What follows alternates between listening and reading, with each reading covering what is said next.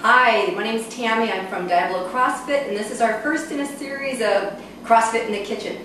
Today, I'm just going to show you how I make beef jerky.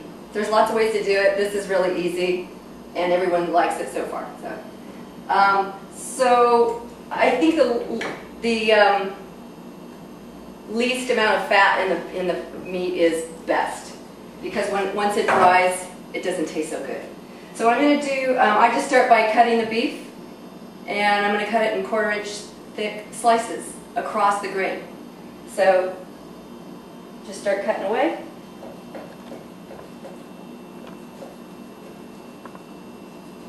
This is where the no talking comes in. So this is the most labor intensive part of it, really, is just slicing the beef. And you want to try and cut it the same amount, the same thickness, so that they all cook at the same speed, because some will dry out if they're small. So about 1/4 inch there? I'm looking at it right now. Is it 1/4 inch? Yeah. Oh. Yeah. Well, it's probably, that's my 1/4 inch. Mm-hmm. And what kind of meat is that? This is London broil. Okay. Flank steak works well. Most any kind will work, but less fat is better. Mm-hmm.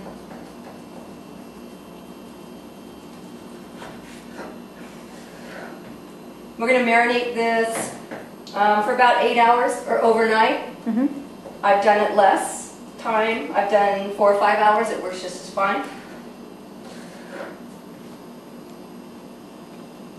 And I'm going to use soyaki marinade.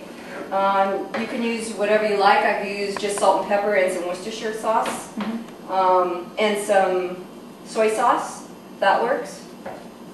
You can just play around with it and find whatever works for you. You really can't go wrong with it. This one is soyaki from Trader Joe's. Okay. Have you experimented with using other sauces yet? No, I just made my own from the soy sauce and the Worcestershire sauce, and that was it, with a little bit of cracked pepper, and that was good. And I'm new to meat loving, so if I think it's pretty good, yeah, I just don't like the meat taste that much. Okay. So just pour your marinade over it.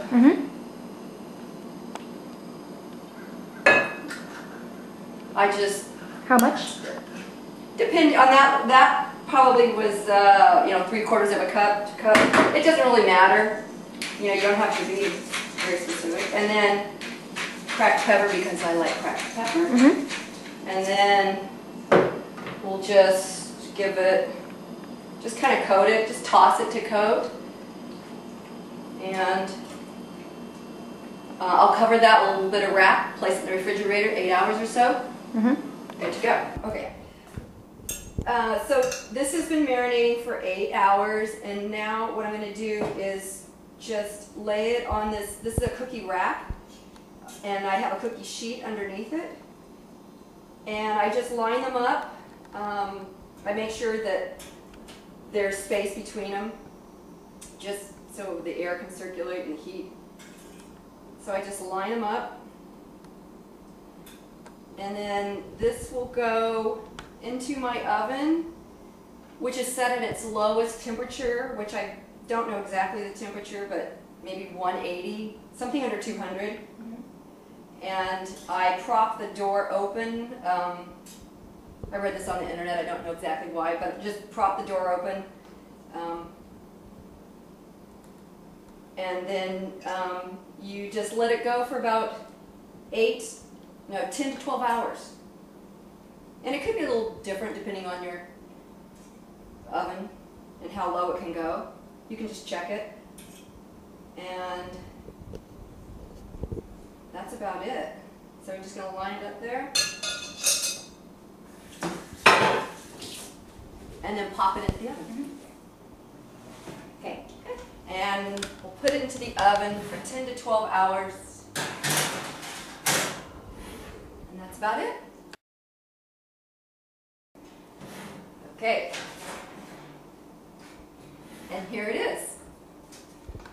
After 10 to 12 hours. After 10 to 12 hours, that's what it looks like. Mm-hmm. It's not that pretty, but it's yummy. Mm-hmm. Yeah. Yeah, it shrinks. So I started, that is about a pound of meat right there. Yeah. And how many pieces are there now? Oh. Just like Probably about 20 to 25 slices.